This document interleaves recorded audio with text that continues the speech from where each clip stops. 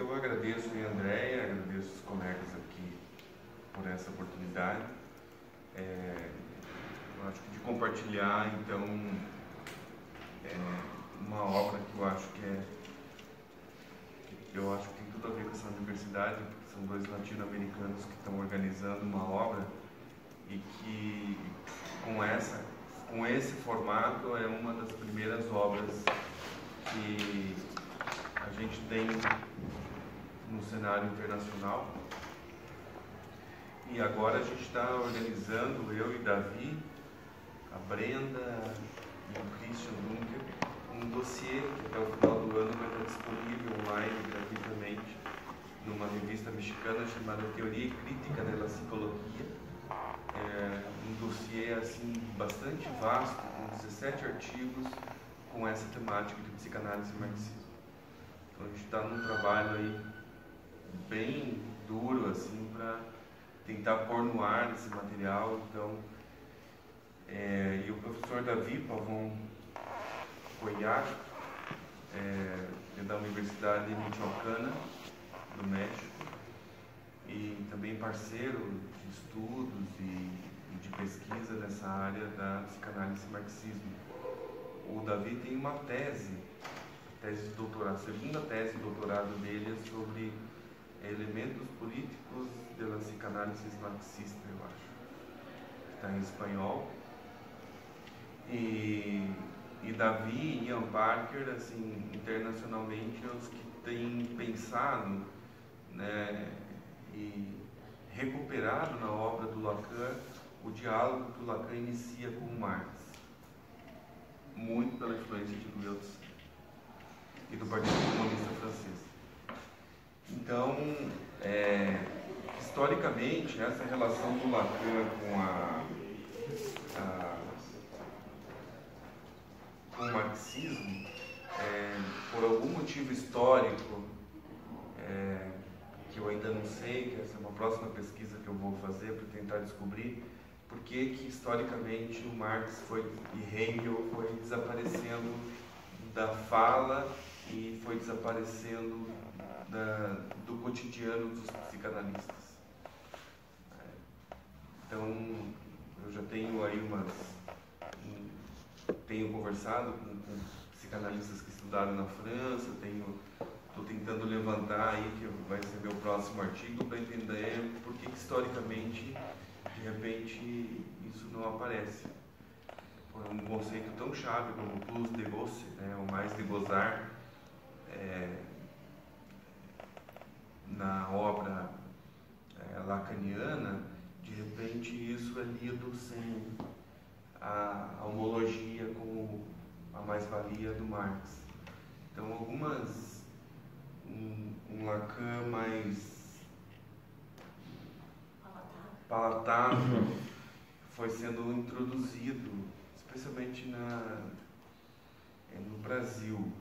Isso não podemos falar da Argentina, porque na Argentina isso não se aplica, via de regra. Então, a psicanálise lacaniana na Argentina sempre foi mais crítica e mais politizada. Tanto que na ditadura militar os lacanianos foram quase todos expulsos da Argentina, e a psicanálise se populariza no Brasil por conta dos argentinos expulsos da Argentina. Olha só. Isso deve ser 60, 70? 70 para 80. Porque a psicanálise no Brasil era para a elite. Então, se tornar um psicanalista no Brasil até os anos 80 era assim, classe alta, super alta, que tinha acesso. E podia ir para a França estudar. Ia para a França, tinha que se analisar em francês. Sabia ler francês. Sabia ler francês, então era super elitizado. Ou alemão, né? Alemão com Hegel, né? Isso. Para ler o Freud em alemão, ou em inglês, daí ler o Freud. Então ele, e de repente, que curiosamente os escritos do Freud tinham em espanhol, e os argentinos estavam aqui já há muito mais tempo. Então tem uma coisa dessa questão da colonização, da gente não ir na Argentina e ir para a Europa. E aí são os argentinos que começam a popularizar a psicanálise, e não só popularizar e politizar a psicanálise no Brasil. Então foi muito por uma pressão dos argentinos que chegaram, e eles chegaram acolhidos pela Madre Cristina lá no Sede Sapiência. Madre Cristina, o Sede Sapiência se torna um ponto de referência na psicanálise, porque lá a ditadura não entrava, a PUC de São Paulo e tal. Então começa a se ensinar a psicanálise para as pessoas e analisar os mais pobres, enfim. Então tem toda uma parte de uma história aí da psicanálise no Brasil que ainda é elitista, né?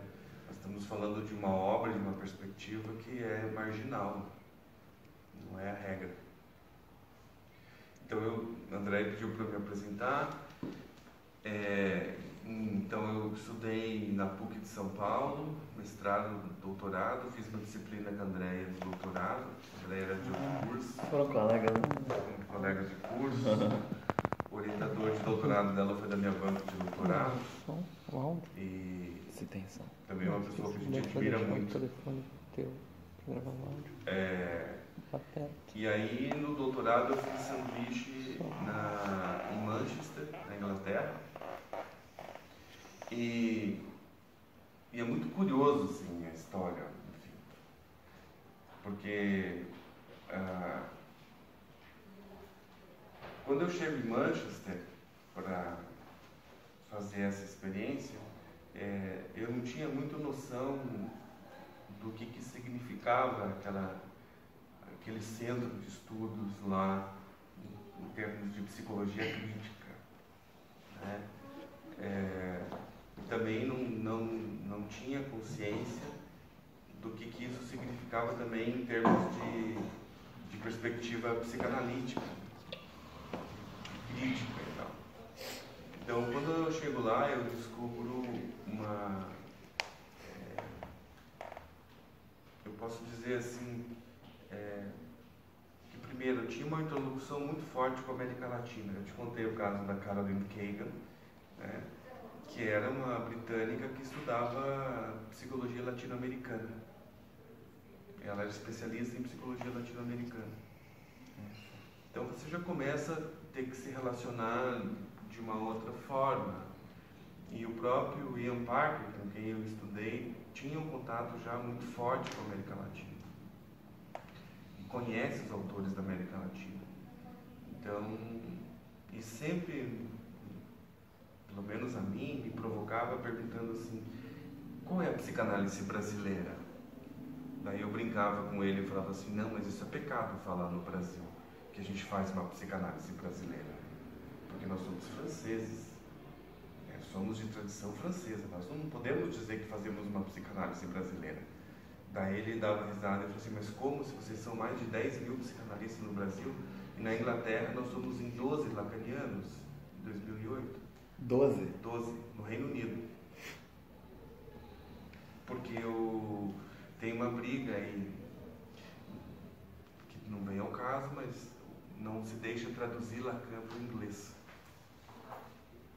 A história é longa. Então, é muito difícil formar um lacaniano na Inglaterra, porque Lacan não está em inglês, só em edições traduzidas no paralelo, clandestinas.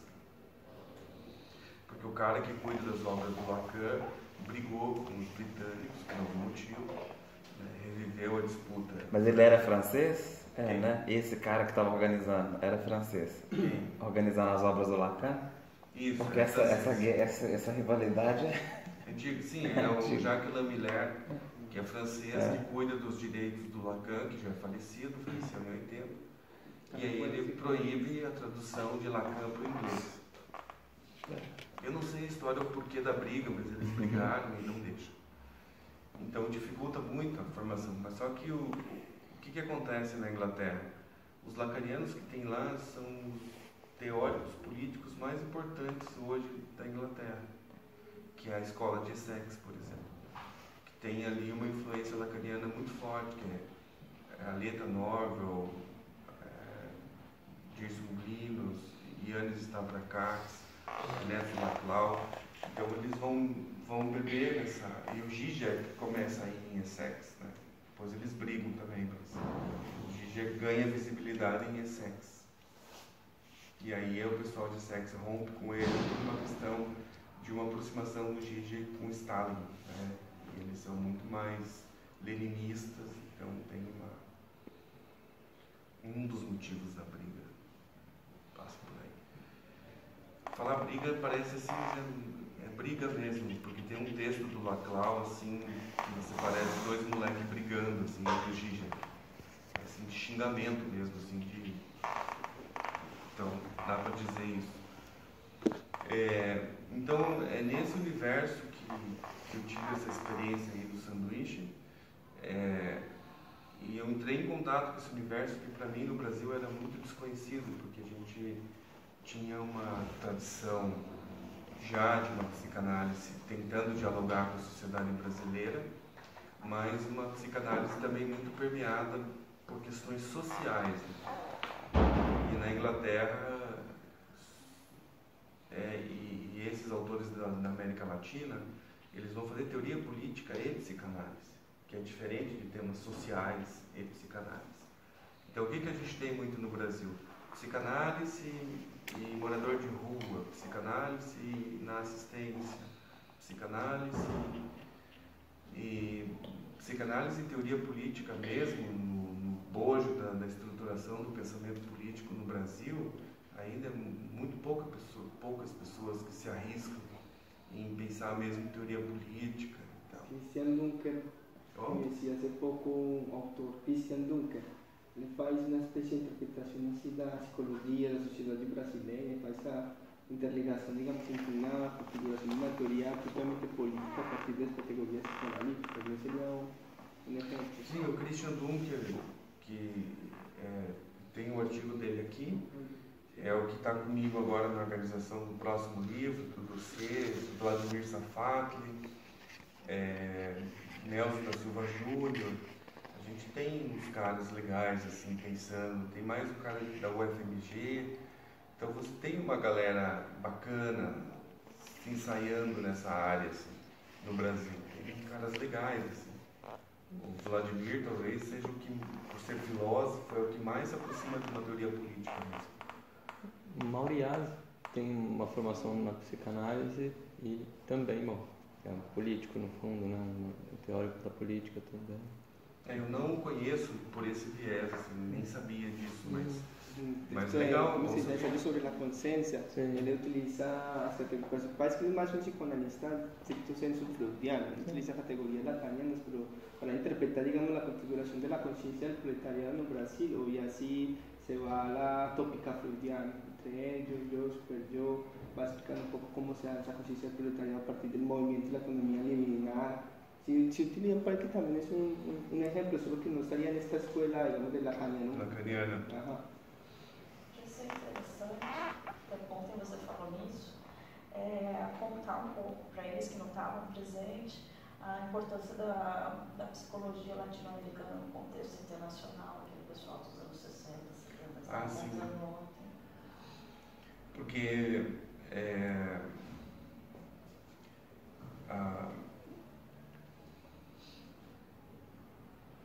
uma volta longa, estou tentando resumir aqui assim, mas basicamente assim, até os anos 60 no Brasil, vou fazer um retorno à psicologia, depois a gente chegar na psicanálise. Os anos 60 no Brasil, até os anos 60, anos 70, a psicologia ela vinha com uma forte influência dos Estados Unidos. A psicologia americana, estadunidense. Skinner. Estímulo e resposta. Behaviorismo e suas derivações, né? E o que vinha no bojo do behaviorismo é um modelo de psicologia positivista e que se distanciava, de certa forma, das questões sociais, políticas, e o Brasil na draga, que estava em plena ditadura militar, e, pasmem vocês, né, isso é parte da história não muito bonita, né, a gente cedia torturadores para a ditadura, psicólogos e psicanalistas, para a ditadura militar, que emprestava a nossa tecnologia. E, então, teve um grupo na América Latina que começa a se organizar para pensar uma psicologia latino-americana, a partir da experiência dos povos, das comunidades, da organização que já vinha brotando. Então, o Paulo Freire já estava na pedagogia, acho que Henrique Dussel na Argentina, na filosofia, tinha uma galera na teologia da libertação, e aí o pessoal se reúne para fazer uma psicologia da libertação, com Ignacio Martín Baró de El Salvador. Martín Baró que polariza isso, assim, né? E Martín Baró, então, estava vendo também a questão da guerra civil lá em El Salvador e tudo que estava acontecendo. E Martín Baró era um padre jesuíta, né, e que é assassinado. Ele, Inácio de la Curria e Dom Oscar Romero eram todos companheiros e todos foram assassinados, né, com uma certa ajudazinha da CIA, diga-se de passagem. Então, o Inácio Martín Baró deixa uma obra muito vasta das experiências de como se pensar uma psicologia latino-americana. Então, ele começa isso e ele tem um contato muito próximo com o Brasil, com a PUC de São Paulo, onde eu estudei no meu programa de psicologia social, que a Silvia Lani e a Maria do Carmo Guedes fazem uma passagem pela América Latina para conhecer essas experiências latino-americanas de psicologia, e montam na PUC de São Paulo uma pós-graduação em psicologia social, em que ali começa a formar, né, pesquisadores brasileiros, latino-americanos, com uma psicologia e uma pegada latino-americana, né, com toda uma experiência, então, de estudo, de pesquisa. Então, todos os que passavam por esse programa da PUC de São Paulo sempre saem com uma marca muito forte de criticidade, de embate político dentro da psicologia. Tanto que hoje a Associação de Psicologia Social é uma das mais fortes dentro da psicologia, se não a mais forte, né? Então tem uma pegada muito crítica e com muita base em Martín Baró, Silvia Lani, Inácio Pichon Rivera na Argentina, então tem Maritza Monteiro na Venezuela, né? Então tem vários pensadores latino-americanos que de fato fizeram uma psicologia. E aí é muito interessante, né? Porque daí a gente vai falar dos pós-colonialistas lá na França, discutindo pós-colonialismo, e os movimentos da libertação já discutem colonialismo na década de 60 na América Latina. É uma discussão que, inclusive, eu estava lá na USP fazendo. A gente vai estudar Frantz Fanon. Sim, Fanon é legal, é negro, é argelino, vai para a França e tal. Parece que para os europeus começa ali a discussão de colonialismo. E na América Latina a gente já começou em 50 para 60. E a gente só não discutiu o colonialismo como a gente propôs metodologia, teoria, prática, luta política, organização comunitária. E aí a gente vai falar de pós-colonialismo, né, Balibar, etc. Não que não seja legal, como até pode o subalterno falar, né? Quem que escreveu o livro? Spivak. Como se fosse uma novidade, assim, né? Se você olhar assim, pode o subalterno falar, e se você ler a Pedagogia do Oprimido do Paulo Freire, para mim, com todo respeito ao Spivak, o Paulo Freire é muito mais completo, é muito mais crítico, muito mais ácido, muito mais assertivo, tem uma metodologia de trabalho, de transformação social, não é uma elucubração acadêmica acerca do colonialismo. Então,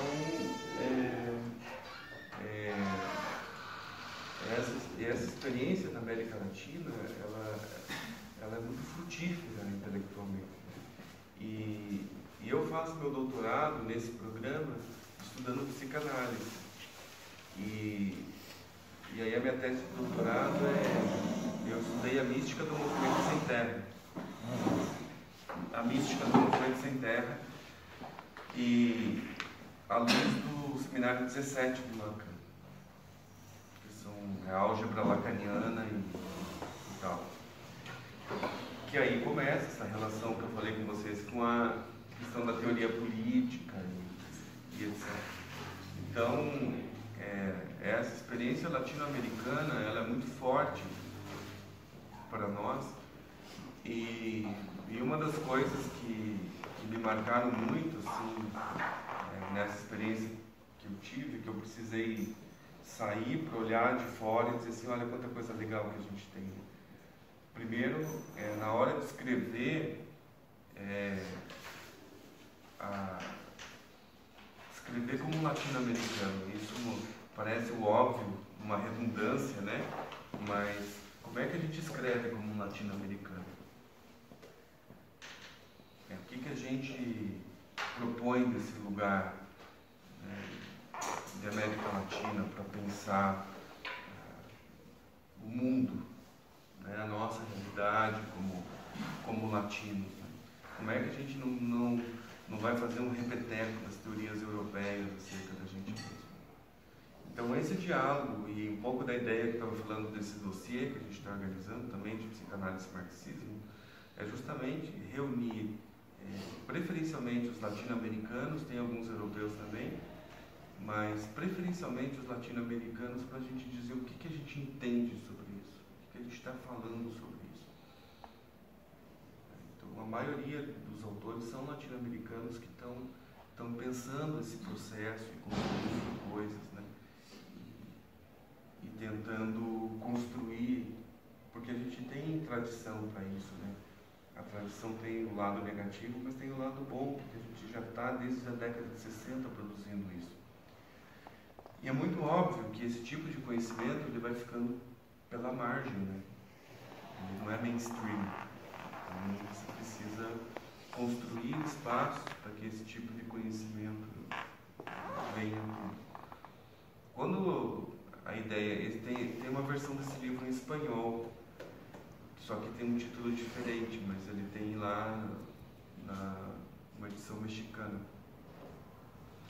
E é um pouco quando eu terminei o livro, traduzi, que a gente bolou a capa do livro, eu falei assim, caramba, e agora? Onde que eu vou lançar esse negócio? Porque você não vai na esquina de casa lançar um livro como esse, nas circunstâncias que você está, né? Eu falo na esquina de casa porque meu vizinho é militar. Então, até o meu filho, o Rafael, ele começou a perguntar que cor que você gosta. Daí eu falo assim, vermelho comunista. Depois só não pode contar para a professora. Para você não entrar em problemas. Então, a situação que a gente vive, por exemplo, hoje no Brasil, só falta aquela situação de alguém dizer, né, oficialmente que a gente vive num estado de exceção, porque a gente vive num estado de exceção, a gente é perseguido institucionalmente. A gente tem que, né, criar um movimento, a gente assumir isso, porque não se dá mais para falar publicamente muitas coisas. Isso é restrição da liberdade de pensamento, de ideias. Então, tem diversas circunstâncias já que a gente vive cotidianamente que a gente está cerceado de expressar um pensamento que ele é um pensamento científico. Como no Brasil a gente tem a tal da ideologia de partido, doutrinação de esquerda, né, que eles chamam, qualquer manifestação mais crítica, você é cerceado, você é perseguido nas instituições. Então a gente já vive um estado de exceção. A gente já vive um tipo de violência que, se a gente não nomear esse tipo de violência, a gente vai ficar por muito tempo ainda se batendo.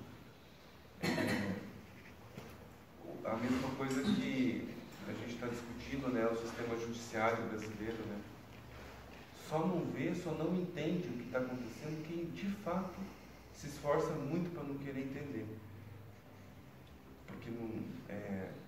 Porque aí já passa do nível da racionalidade para o nível sintomático, né, de adoecimento. de alienação, se a gente quiser em termos mais marxistas.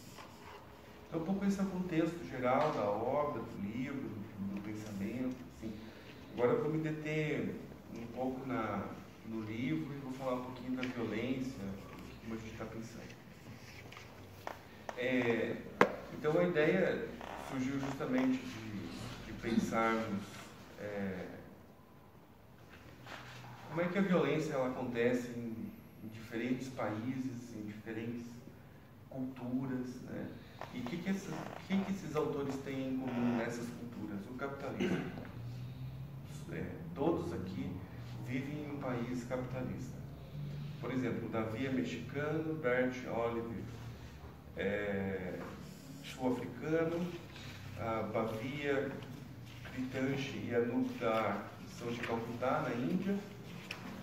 Eu que sou brasileiro, Parker é britânico, Spenka é chilena, Mário Orozco é mexicano, Christian brasileiro, Carolina e Natália argentinas. É muito interessante nesse percurso, assim, a gente percorre 5 continentes aqui.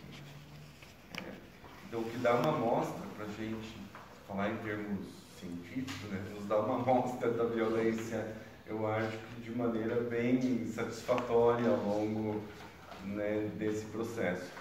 E aí é bem interessante porque o Davi ele vai abrir justamente os trabalhos aqui com o capítulo O Capital que jorra sangue e lodo por todos os poros.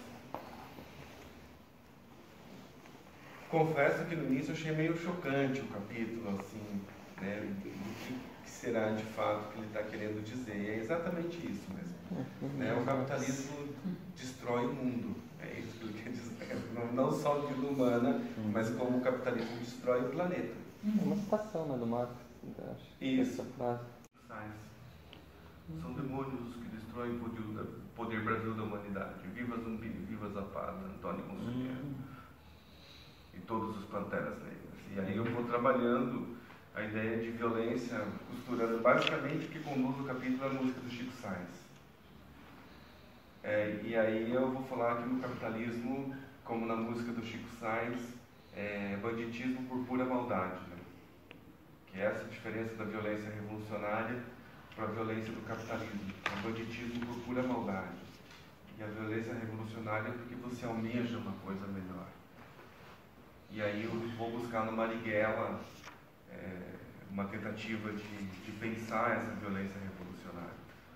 E eu me encantei muito não só com a história do Marighella, mas com as coisas que ele tem escrito. Né? Tem um livro dele, até se um dia vocês quiserem ler, quando ele foi preso pela primeira vez. A polícia queria, enfim, prendê-lo por ser comunista. Ele tinha sido deputado naquela época, quando era no Rio de Janeiro.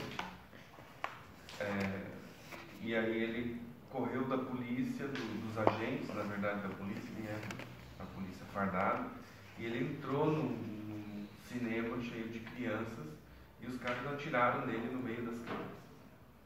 E arrancaram ele sangrando e jogaram no camburão e levaram embora igual. E aí ele conta esse relato do tiro, da forma como ele foi atirado covardemente. E aí ele brinca ainda assim, né? Eles não tiveram nem a honra de falar corretamente, né? Eles gritam, esteja preso. que é o irônico da coisa, né? Tipo, esteja preso, como assim? Né? E em todo o processo dele, tem um manual da guerrilha civil também, né?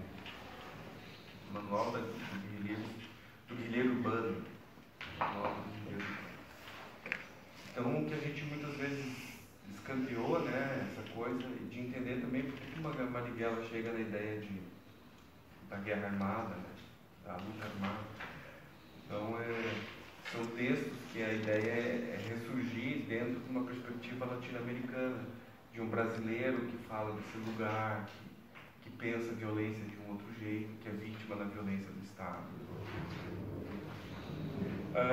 O capítulo 6, o capítulo do Parker, a gerência do corpo para o trabalho, obsessão, organização e interpretação. Isso aqui ele vai fazer uma análise de como os executivos de Wall Street veem no corpo uma limitação ao trabalho, né? Não, eles trabalham tanto que o corpo se torna empecilho para eles se dedicarem ainda mais ao trabalho. Louco. Isso, essa é a loucura que ele vai examinar aqui no texto. Vai aproximar de Lacan, então está bem legal também o texto para quem gosta de entender a loucura produzida no sistema, que é como ele forma esses executivos. Né? Estrutura obsessiva. Né? E autodestrutiva, né? Que tem uma coisa de oferenda, né? Você se oferece como oblação para o outro. Que ahí está el goce, pues, precisamente. Você tem essa viragem à autodestruição. Sim, é a pulsão de morte em estado puro, né? Você se lança ao outro e a destruição que ele vai cometendo, ele vai, quanto mais se destrói, mais ele goza com isso. Né? É o filme O Lobo de Wall Street, vocês já viram aquilo lá, exatamente. Então, aquele filme retrata bem. A Svenka, ela vem trazer então uma discussão lá do Chile sobre a violência. Ela retoma então alguns autores como Martin Baró, que eu falei para vocês, vai fazer toda uma discussão sobre a violência na atualidade e rediscutindo mesmo o que a gente está chamando de violência no Estado capitalista. Porque tem uma coisa no Estado capitalista com a violência, que a gente vai discutindo no livro, porque assim, a gente fazer greve, a polícia ir lá e meter uma bala de borracha em você de maneira covarde, isso é direito. Você dá uma manifestação, você vai lá, dá uma bicuda na porta do Banco Santander, isso é violência. Só que aquela porta, aquele banco está segurado, ele vai gastar R$1. Não causa destruição para nenhum tipo de patrimônio, nenhum prejuízo. Mas isso é tido como violência. Então o Estado capitalista, ele tem as formas de controle, principalmente do controle do uso da violência. A violência, e a gente está vendo casos, como a gente falou, do caso Aline, o caso da moça lá de Guarapuava, e uma série de violências, porque esse Estado, ele regula tanto essa forma de violência, que essa violência ela vai saindo por algum lugar. E aí a Svenka vai falar que a violência ela é constitutiva do humano. A gente não para de ser violento, a gente é violento. Só que como é que você usa essa violência? E o uso da violência, ela não é só uma contenção individual. Ela é também uma regulação cultural da violência. A gente tem lugares para você expressar a sua violência. E no Brasil, classicamente, é o futebol. Né? Tem o atacante, o matador, o defensor, né? Campo de batalha, as arenas. Tem todo um lugar ali que a gente joga agressividade fora, grita, torce, chora. O futebol é a sublimação da guerra, não? É por aí. De uma forma de violência culturalmente que você dá uma vazão a isso. Que daí para as torcidas entrarem em confronto também não é muito difícil. Está no limiar. Mas a cultura faz isso. Os jogos, eles sempre têm essa finalidade de você fazer um uso cultural dessa violência que não só para a guerra. Por Elías tiene aquel texto de proceso de civilización, donde a grandes rasgos, digamos, el proceso psicofenético va mostrando como el ejercicio, digamos, no sé si propiamente el concepto sea sublimación ahí, pero donde se va la pulsión de muerte hacia los elementos culturales, lo que es sublimación, lo que permite justamente el establecimiento, digamos, de la castración, de la cultura, de una universalización, digamos, racional. Ahora, el problema es cuando aquella sublimación necesaria se vuelve inclusive contra los propios seres humanos, es decir, se utiliza una excedente de reflexión, digamos, dentro de la configuración de la sociedad. Exatamente. Porque se você a sublimação, que você tocou para o Freud, é uma coisa legal, assim. os impulsos, as pulsões, né, elas são constituintes da gente. Pulsão de vida, pulsão de morte, pulsão de sobrevivência, uma série de pulsões vitais. Que ela tem que ter um lugar para ser tratada, para ser colocada para fora. A cultura media isso, nesses lugares. Quando essa pulsão ela não é tratada dentro do sujeito, dentro da cultura, ela volta como um recalque. E aí, quando esse recalque é esse material bruto, ela volta para o próprio sujeito. E aí, quando ela volta, estava explicando para o professor, ela volta como espectro, ela volta como fantasma, ela volta como destruição, volta como sintoma. Então, o que isso significa em termos culturais para o Brasil?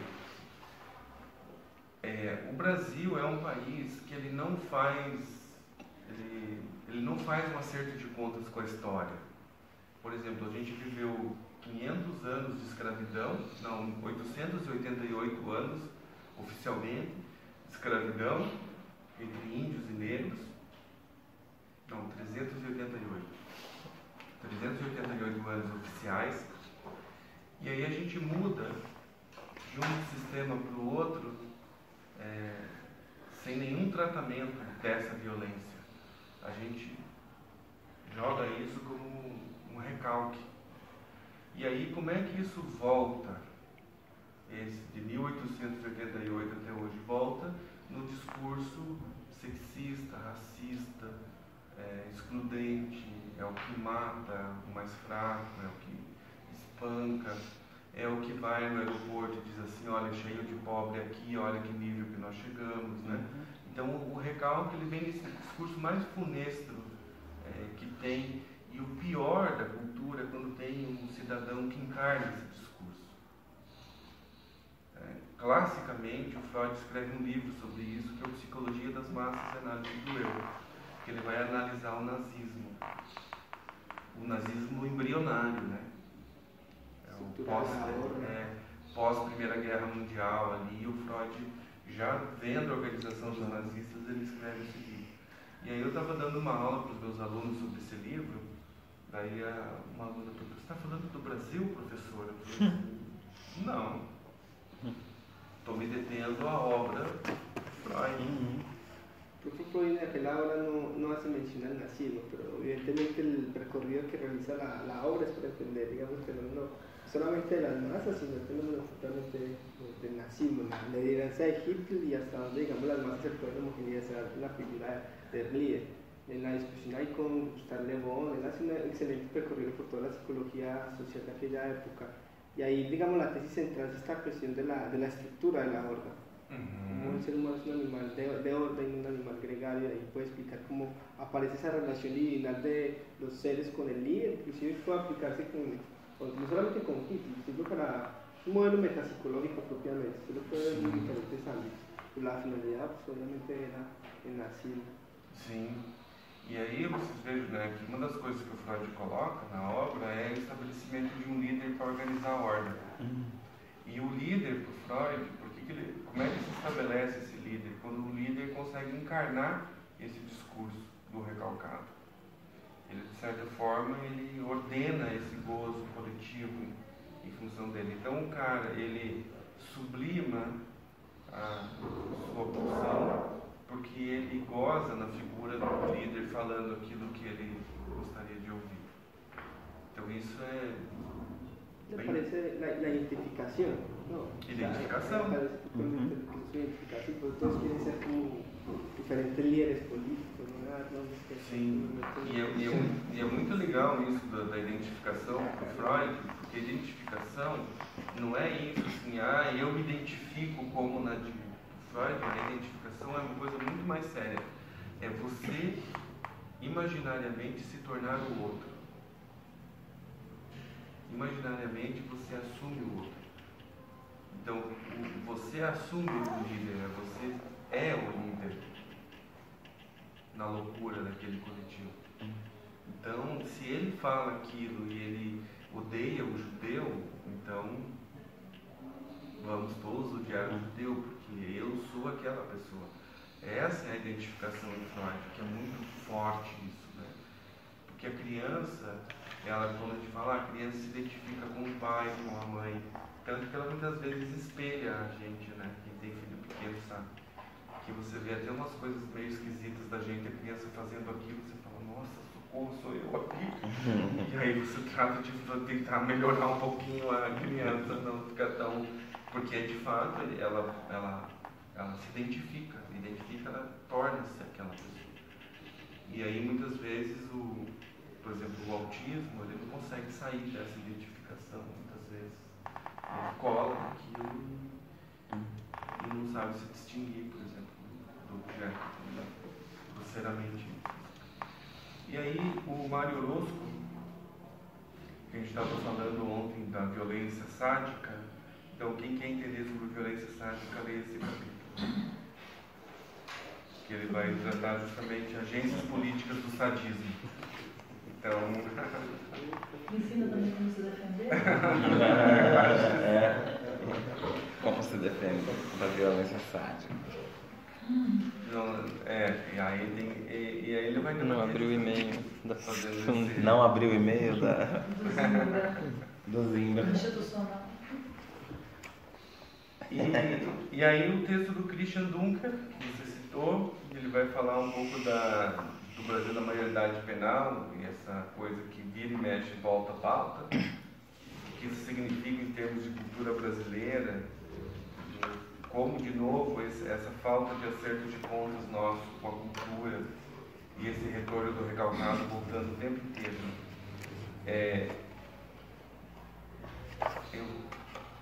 Até no congresso eu fiz uma fala, o pessoal se assustou um pouco, porque eu tenho estudado, até mesmo por conta lá da USP e de outros projetos, tentado entender mesmo, por exemplo, o que é o capitalismo e o neoliberalismo, o capitalismo liberal, o capitalismo neoliberal, nos autores mesmo do liberalismo. Porque uma coisa, a gente, muitas vezes na militância, a gente faz uma oposição meio que por, né? Extrínseca. Exatamente, meio que por impulso, assim, você é opositor ao liberalismo. E é interessante notar, porque se você vai na doutrina liberal, a doutrina liberal ela tem alguns princípios que eu não estou defendendo aqui, eu só estou explicando, deixa eu explicar. Que a doutrina liberal, por princípio, ela tem como centro a exploração da riqueza pelo trabalho, a extração de mais-valia e lucro pelo trabalho. Quem trabalha, apesar do desenvolvimento tecnológico, é humano. O que você precisa ter nessa relação com o trabalhador? Oferecer a esse trabalhador o mínimo necessário para ele não onerar o Estado, para que o Estado possa ser mínimo, portanto, no neoliberalismo, e ele possa gerir os mercados. Mas ele não pode ter gente enchendo o saco, uma horda de pobre miserável, puxando esse Estado e pedindo dele o que ele não oferece. Então, o Estado liberal, e aí o meu período lá na Inglaterra me ajudou muito a entender isso, porque assim, lá na universidade, lá na psicologia, tinha um estudo dos disabilities, que é o necessidades especiais, né, pessoas com necessidades especiais. E aí, quase todas as ruas, por exemplo, de Manchester, Liverpool, Londres, têm acessibilidade, os ônibus são acessíveis, metrô acessíveis e tal. E claro, e a pergunta que eu fiz, mas por que isso?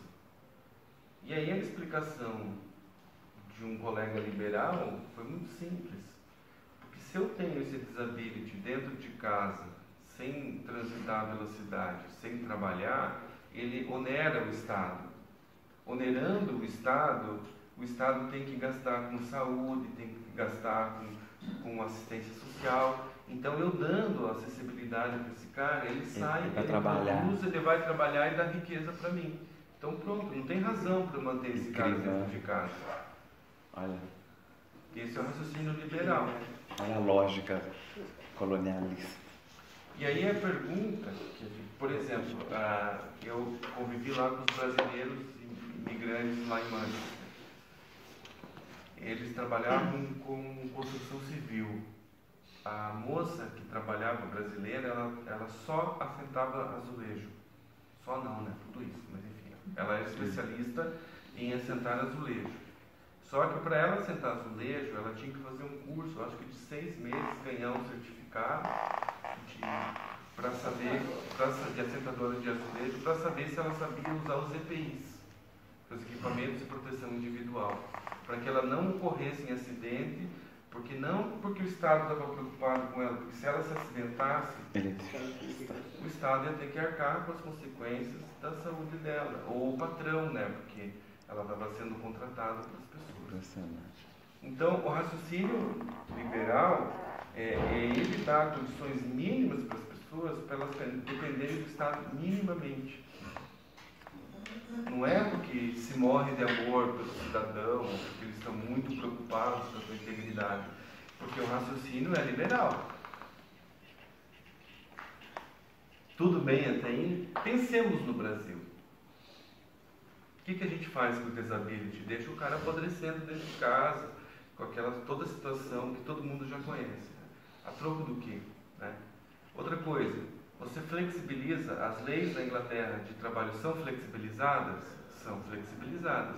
Só que se você trabalha 6 horas na Inglaterra de garçom, você tem o mínimo.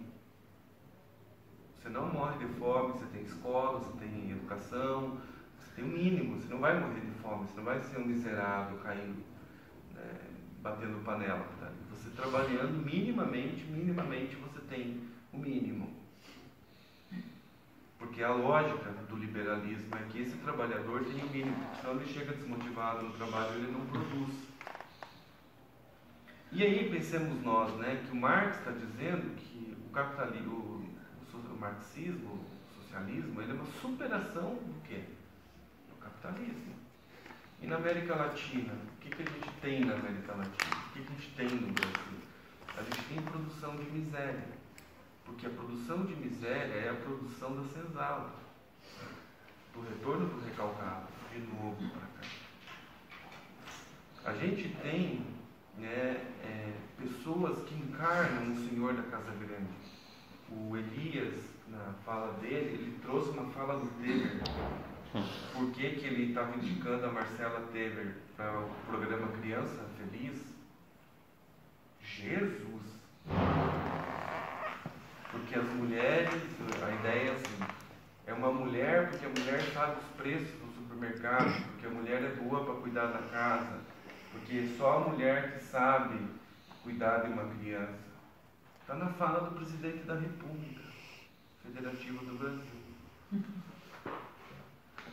Isso é a remontagem da Casa Grande. E aí a Marcela Temer com uma roupinha bem assim de senhora da Casa Grande, sabe?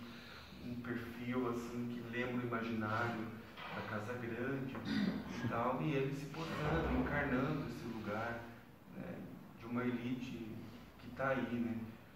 E aí se vocês forem parar para pensar isso no Brasil, nós estamos falando, por exemplo, de 1888, em que oficialmente se elimina a escravidão no Brasil e se tem registros em Pernambuco, em Porto de Galinhas, de mais 10, 20 anos ainda de tráfico ilegal de escravos.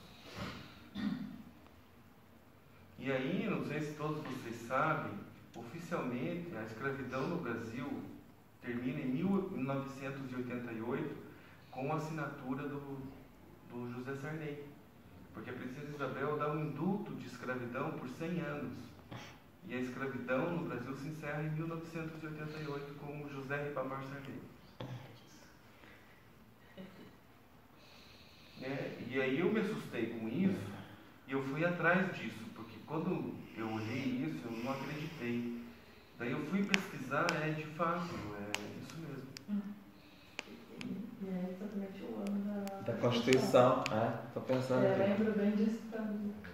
E ainda teve a questão da indenização, né? E era um indulto porque tinha indenização aos senhores de escravos, quer dizer, não foram os escravos que receberam, né?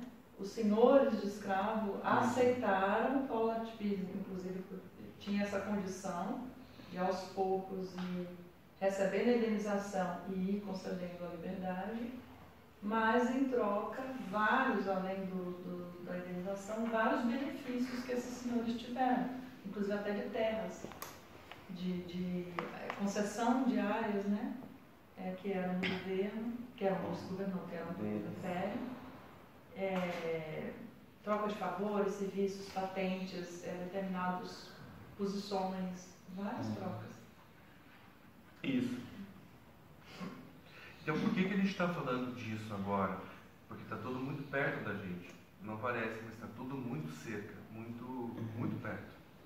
Estamos vivendo isso, né? Estamos falando de 2 gerações de negros libertos, 3 no máximo.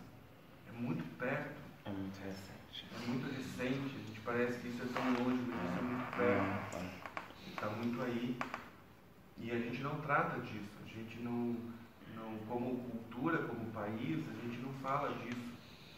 Porque, de novo, se a gente começar a falar disso, vem o recalcado de novo, os fantasmas, né, os espectros mais sombrios falando disso.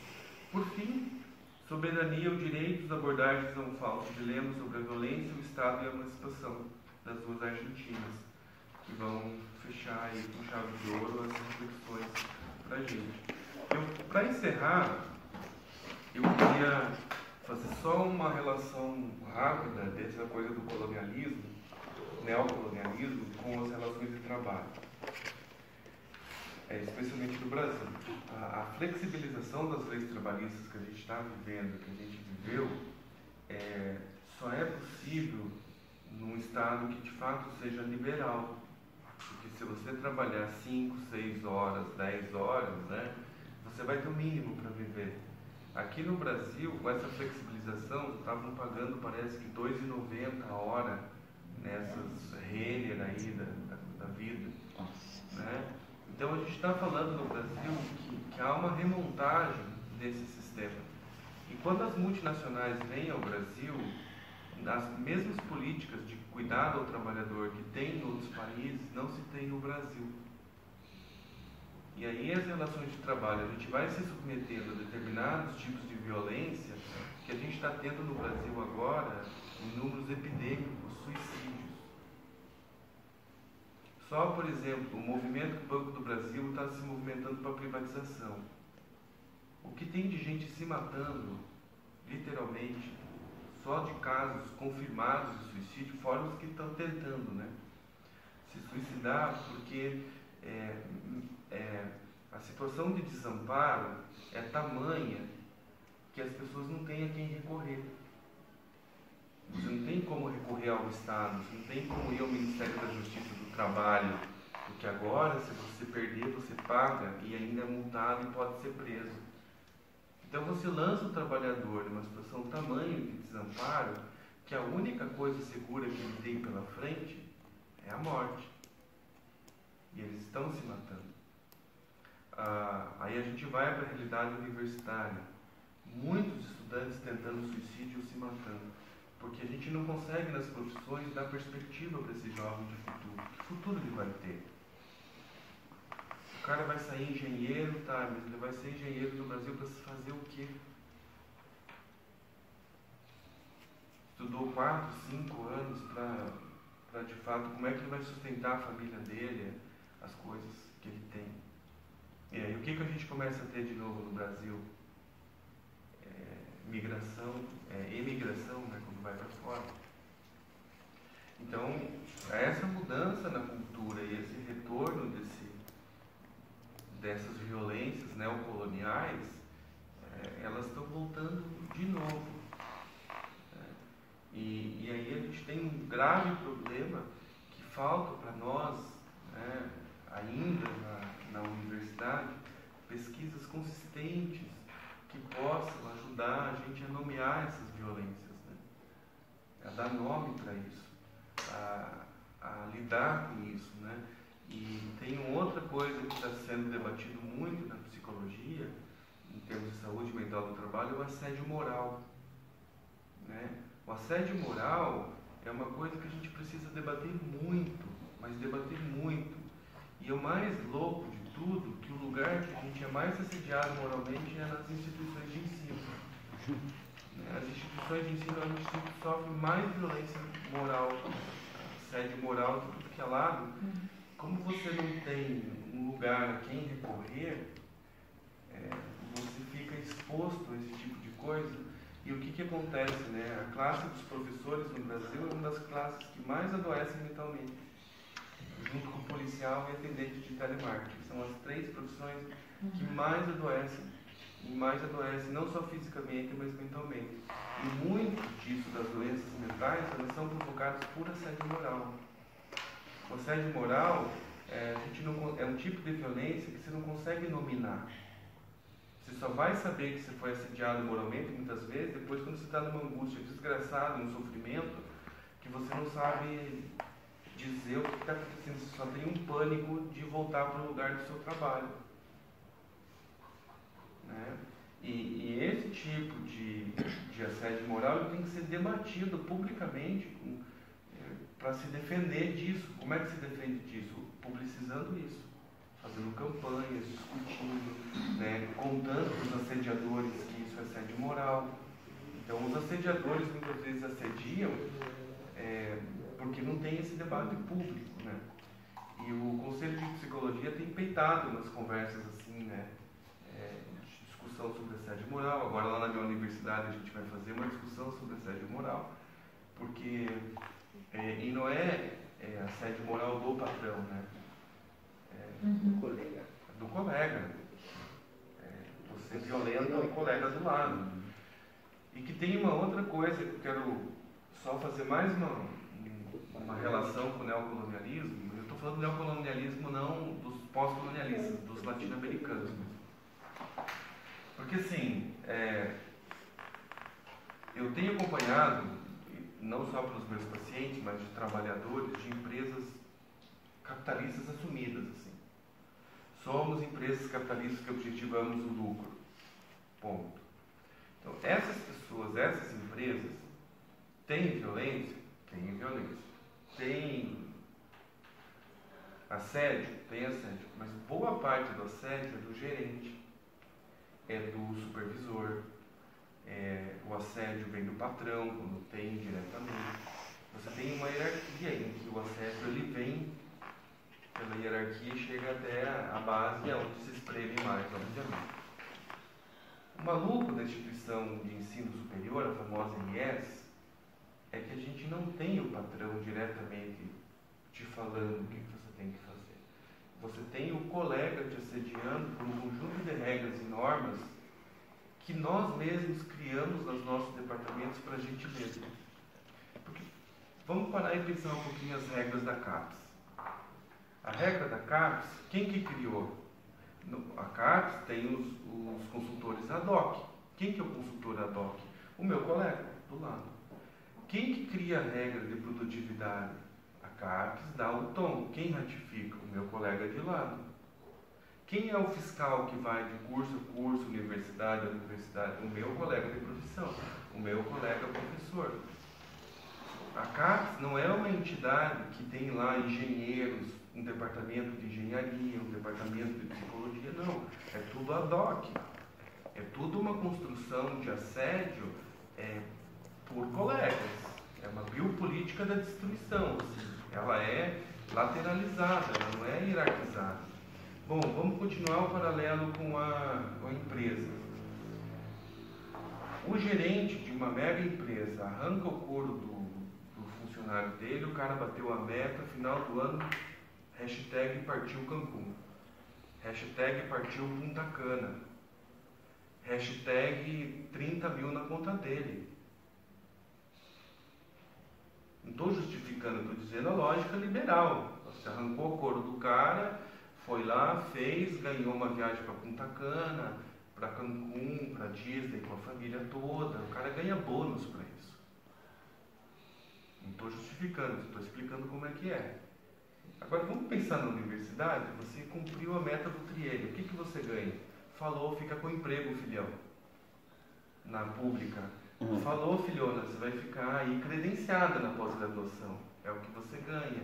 E não tem ninguém para te dizer, aí filhona, você vai continuar. O que expõe a gente a uma situação de desamparo tamanha que a tendência é a gente pirar com esse sistema. Porque ele é irracional, ele não tem nenhuma lógica de funcionamento que te dê qualquer tipo, vou pensar de uma forma bem behaviorista, não tem nenhum reforço positivo. Você não ganha um pinguinho de água como o ratinho na caixa do Skinner. Você fica fazendo isso por quê? E por que a gente se submete a isso? Por que a gente cria colegas que vinham de Brasília falando assim, nossa, cara, agora, sabe o que a CAPES vai fazer? Agora, para você chegar de 4 para 5, só vai chegar para 5 se você superar os que já estão lá. Porque nós decidimos que é injusto você chegar a um nível de pontuação e já subir para 5. Você só vai subir para 5 quando um de 5 cair. E isso nós já estabelecemos. E aí eu falei assim, cara, mas assim, do ponto de vista mais liberal do mundo, não quero nem ser revolucionário, o que esse cara ganha com isso? O que se ganha com isso? Do ponto de vista material, liberal, capitalista. Me deem uma lógica se funciona isso no liberalismo. Para mim isso sequer é liberal. Isso aí para mim é pura colonização. Porque o Capitão do Mato, em geral, que a gente não falou dele, né, mas entre a Casa Grande e a Senzala, tem o Capitão do Mato que almeja a Casa Grande. E para mim, esses fazem essa função. Porque eles querem ser o fodão da área. Como é que ele é o fodão da área? Se privilegiando disso. Não sei se alguém aqui já foi coordenador de curso de pós-graduação. Não é pra céu. Não foi não, né? Tá sendo. Fernando. Fernando aí? Ele tá agora. Tá no ICAL, Fernando? Eu vou contar só o que eu tenho visto. O último lugar que eu imaginei estar dentro da universidade. Mas você ainda não encarou, né, o relatório, né? Você entrou... Não, ele tinha acabado de acabar. Ele não pegou sem o E eu saí Vira. Então, é um tipo de violência, é isso que eu quero dizer, que a gente se submete à violência. Qual que é a diferença da violência do capitalismo? Ela não tem sentido. Você vai, por exemplo, quando você ia para uma guerra, defender sua tribo, seu país, alguma coisa, o ferimento de guerra era um motivo de orgulho para que você disse que você fez aquilo por algum objetivo.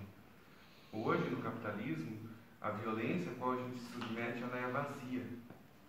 Ela não tem sentido. Ela não se explica. Perguntas? Fico por aqui.